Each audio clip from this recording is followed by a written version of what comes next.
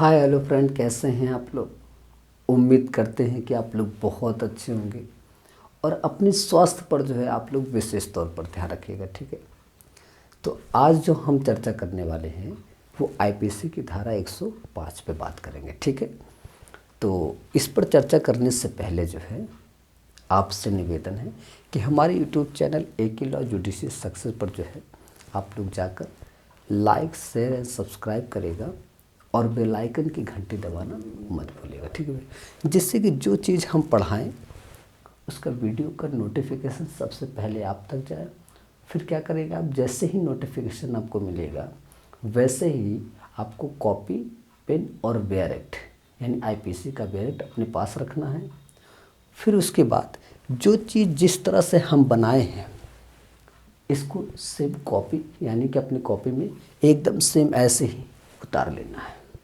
ठीक है, फिर उसके बाद क्या करेंगे, जो बेयर एक्ट आपका है उस बेयर एक्ट के आधार पर कैसे पढ़ेंगे, जब इसके साथ हम इसको रिलेट करके बात बताएंगे ना, इससे रिलेट करके सारी बात जब बताएंगे तो आपको जो यानी कि बेयर एक्ट है उस बेयर एक्ट में धारा 105 पे जाइएगा, जो इम्पोर्टेंट लगे उसी को आप अंडरलाइन करते हुए चले जाइएगा।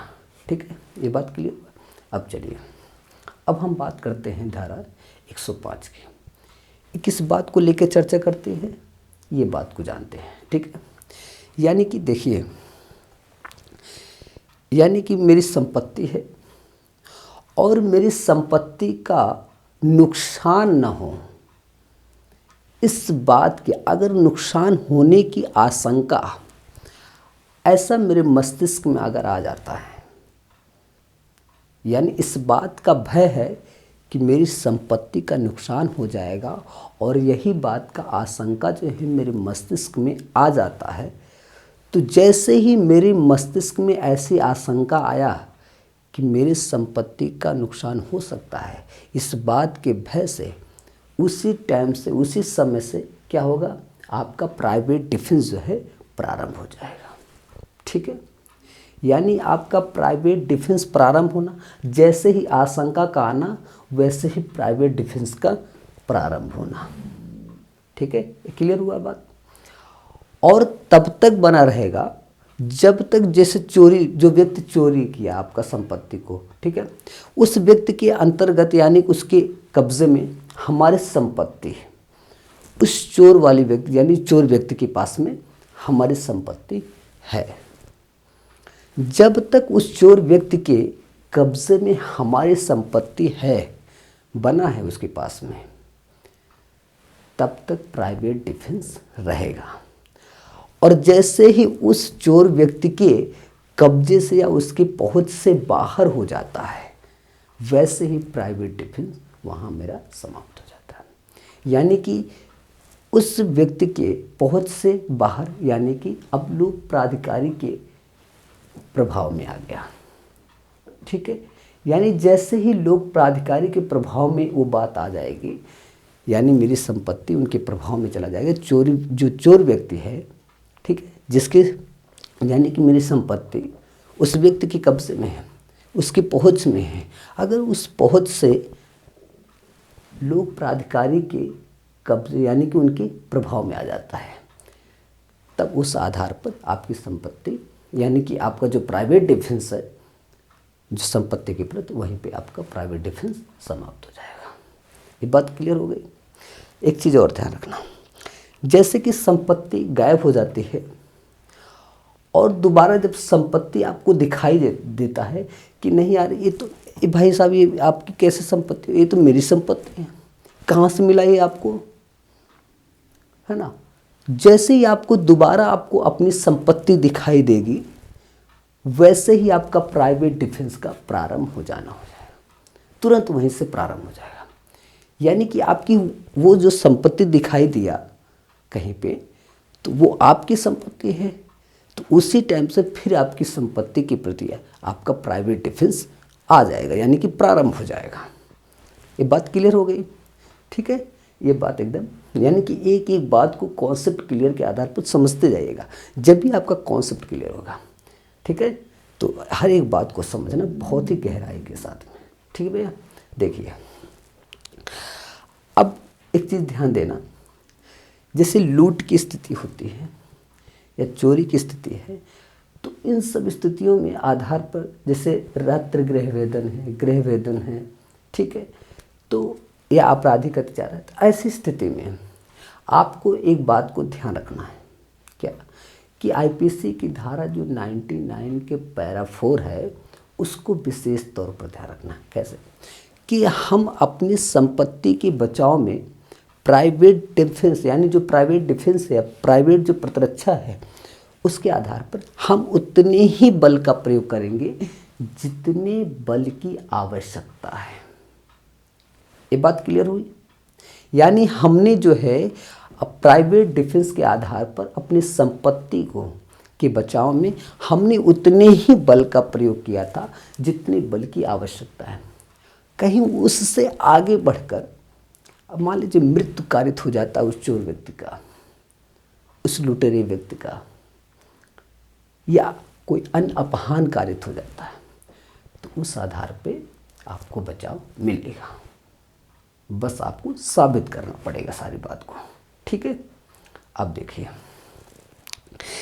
एक चीज़, कोई भी चीज़ ना जब कॉन्सेप्ट क्लियर होता जाता है कितना आनंद आता है ना, तो यानी कि आपको इंटरेस्ट भी जगेगा। देखो आदमी व्यक्ति जो है, जो व्यक्ति स्टूडेंट होता है, जो बच्चा, तो वो जो सब्जेक्ट उसको नहीं आता उसी से भागता है, यानी कि उस सब्जेक्ट में उसका इंटरेस्ट नहीं है। यानी इस इंटरेस्ट को जगाना अति आवश्यक है। आप जब पढ़ोगे और दिल लगा के एकदम सच्ची आस्था से, पूरी लगन और शिद्दत के साथ पढ़ोगे, तो हर एक सब्जेक्ट में आपको एकदम इंटरेस्ट जगना शुरू हो जाएगा। तब एक सारे सब्जेक्ट यानी जितने भी विषय हैं वो सारे सब्जेक्ट जो है एकदम आसान लगने लगेंगे, कोई भी हो, मगर बस आपको इंटरेस्ट जगाना ज़रूरी है। आईपीसी हो या सीआरपीसी हो या एविडेंस हो, तो उसमें क्या है, इंटरेस्ट जगाओगे जब भी आपको पूरे अच्छे से पढ़ने में भी अच्छा लगेगा, समझेंगे भी, और अच्छे से कॉन्सेप्ट भी एकदम क्लियर होता जाएगा, ठीक है। चलिए हमने ये बात किया, ठीक है। पूरी बात तो क्लियर हो गई जहाँ तक लगता है ना। बस इतना इतना जानते रहिएगा आप लोग कि संपत्ति की सुरक्षा में जैसे ही मुझे ये लगेगा और ऐसा भय मुझे लगेगा कि कहीं ऐसा तो नहीं मेरी संपत्ति का नुकसान हो जाए, जैसी ऐसी आशंका जो है आपकी मस्तिष्क में जैसे ही आएगा, वैसे ही आपका प्राइवेट डिफेंस का प्रारंभ होना, और तब तक बना रहेगा जब तक उसकी कब्जे में, ठीक है। यानी कि जब उसके पहुंच से बाहर हो जाएगा, वैसे ही उसके प्रति हमारा प्राइवेट डिफेंस समाप्त हो जाएगा। यानी कि वो लोक प्राधिकारी के प्रभाव में आ गया, मान लीजिए, ठीक है। यानी कि संपत्ति के प्रतिदृढ़ तक क्या बना रहता है प्राइवेट डिफेंस। ये बात क्लियर हो गई, ठीक। ये सारी बातें जहाँ तक है पूरी बातें आपको क्लियर हो गई होंगी, और इसको हम यहीं पे जो है विराम करते हैं और फिर मिलेंगे एक नेक्स्ट टॉपिक के साथ में। तो जाते जाते आप जो है लाइक शेयर सब्सक्राइब करेगा और बेल आइकन की घंटी दबाना मत भूलिएगा, ठीक है, जिससे कि आप लोग जो है डेली रूटीन में बने रहें और अच्छे से पढ़ाई करिएगा, ठीक है। और यानी कि अगर समय से उठना है, आपका समय से पढ़ना है, समय से आपको योगा करना है, समय के अनुसार, यानी कि स्नान करना, भोजन करना, सारी क्रिया जितनी भी होती हैं उन सारे कार्य को एक समय के अनुसार करोगे। अब जैसे रात का यानी कि सोने का है, अगर हर चीज़ को एक टाइम से करोगे तो कभी भी आपको कोई भी रोग होगा वो ग्रसित नहीं कर सकता, यानी कि आप उससे प्रभावित नहीं होंगे किसी भी रोग से, ठीक है। तो आपको बस इसको बढ़िया से पढ़ना है, मेहनत करना है, और एकदम अच्छे से जिस तरह लिखाते हैं उसको सारी बात को आपको लिखना है, ठीक है। चलिए फिर यहीं चलते हैं, फिर मिलेंगे नेक्स्ट टॉपिक के साथ में। जय हिंद, जय भारत।